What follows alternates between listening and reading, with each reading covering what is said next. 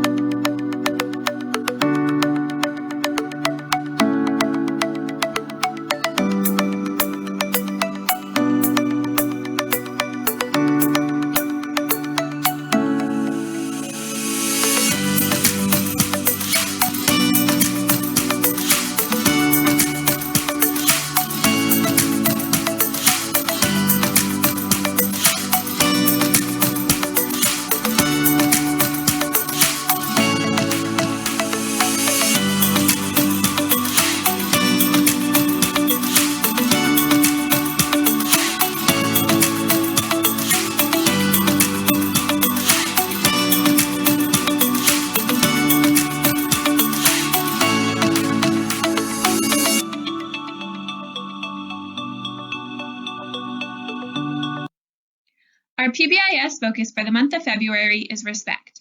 How can you show your respect virtually? Here are a couple of tips and suggestions.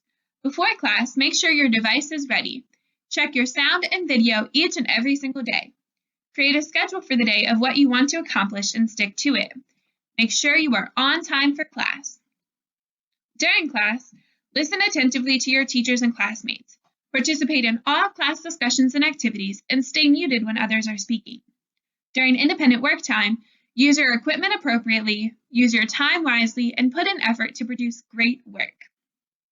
During small groups and office hours, have your questions and materials ready to go. Use kind words and faces, have a positive attitude, be an active participant, and as always, be on time. Earn Eagle Bucks from your teachers and special recognition by making sure you are respectful each and every day during the month of February. DCMS students and staff, make sure you are building time in your virtual learning schedule to explore vocabulary.com. Mrs. Bell is excited to host our February challenge, and it will be sponsoring the following prizes for students who have the most words mastered and teachers whose classes have the most words mastered at the end of the month.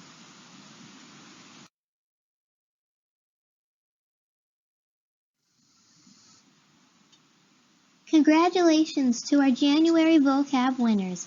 In third place is Keyshawn Odom for mastering 236 words. In second place is Akaya Green for mastering 386 words. And in first place with a whopping 1,981 mastered words is Darius Lee. Our third place teacher winner is Mrs. Kellner with 1,490 words mastered, followed by Mrs. Goldstein in second place with 2,198 words mastered. And once again, in first place is Mr. Mathena with 3,380 words mastered. Congratulations! Do you have a sweet Valentine message to share with a friend, teacher, or staff member? The Student Council would like to help you show some love by compiling your sweet sentiments for a special someone to read. These sentiments can be for your classmates and DCMS staff members to read. Send your message to Miss Bell through Schoology. Be sure to include your first and last name, grade, the name of the person you were sending the message to, along with your message by the end of the school day, Thursday, February 11th.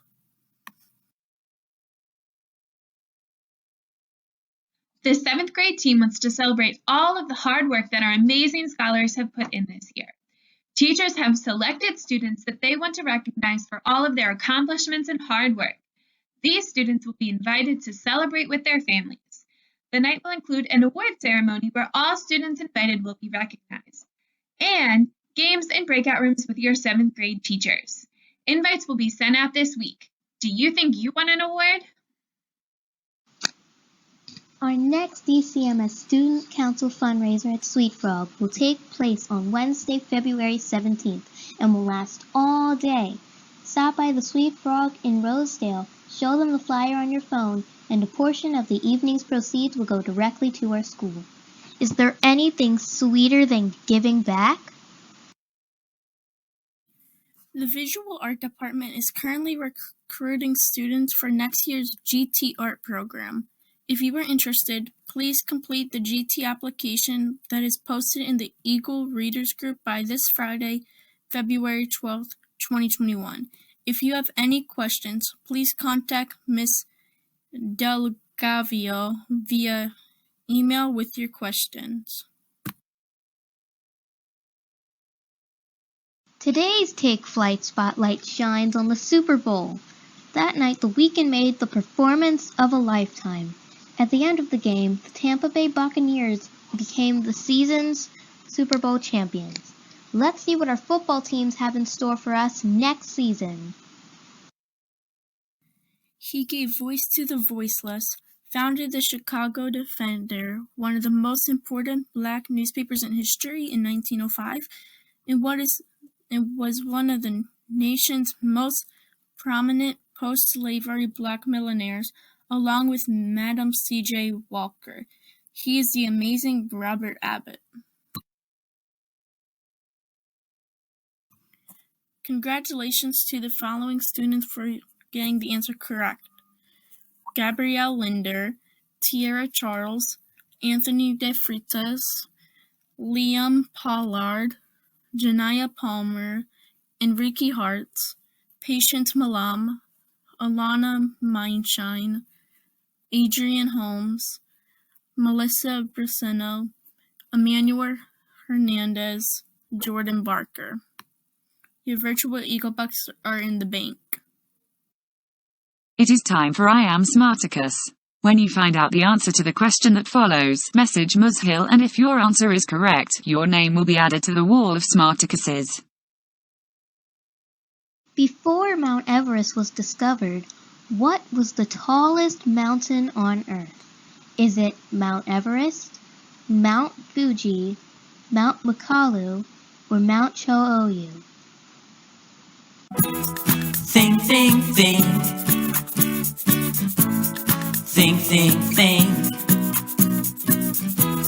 Think, think, think. Got to think, think, think, think, think, think, think, think.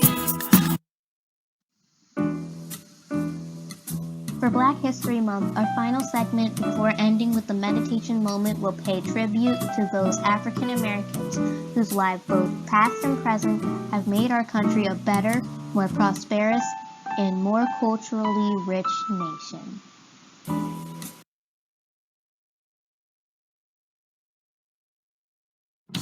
In 1983, the Reverend Jesse Jackson, civil rights leader and former protege of Dr. Martin Luther King Jr., announced his candidacy for President of the United States. Jackson galvanized black people around the country to engage in a campaign for an office that most of us had thought a black person could never win. A black man or a black woman occupying the White House? That was the race's impossible dream. Jesse Jackson wasn't the first African American to run for president. That would be Shirley Chisholm. But Jesse Jackson's run was incredibly exciting. It wasn't just we might get a black president. We might get a black president with a narrative and an agenda that actually represents what democracy could really look like in this country. Young people across the country leapt at the chance to work on Jesse Jackson's presidential campaign, reaching out to voters far beyond the black community. He brought the white feminists, the white farmers, the first GLBT leaders within the Democratic Party. He said, come and take a seat at this table. I have enough room for everybody. Surprisingly, Jackson struggled to receive endorsements from many high-profile black politicians. Most of the black leadership was against him running. They had their own arrangements with the Democratic Party and establishment. They didn't think it could work, but he ran, and he did very well, better than they all thought. 3.5 million people cast their votes for Jesse Jackson. Some estimated that as many as 20% of the African Americans who voted for him had never voted before. though he fell short of winning the Democratic nomination. Jesse Jackson's 1984 presidential bid changed the political landscape forever.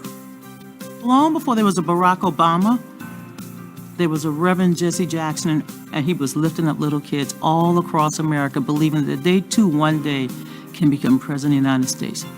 He taught us that our voices matter, and we should leverage the power of our vote